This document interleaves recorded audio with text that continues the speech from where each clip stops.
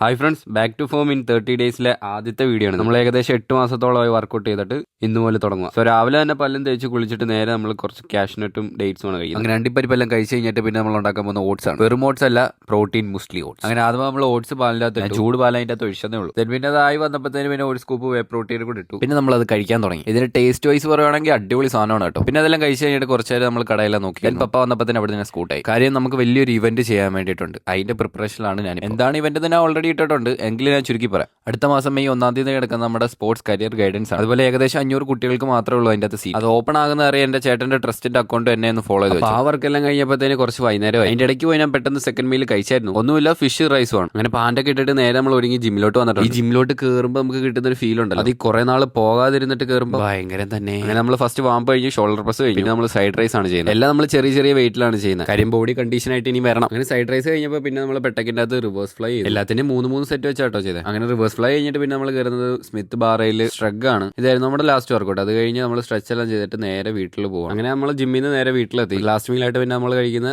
കുറച്ച് ചിക്കൻ മാത്രം. അപ്പോൾ വീഡിയോ കണ്ടതിന് നന്ദിയുണ്ട്. എല്ലാവരും ഫോളോ ചെയ്ത് വെച്ചോ. ബൈ.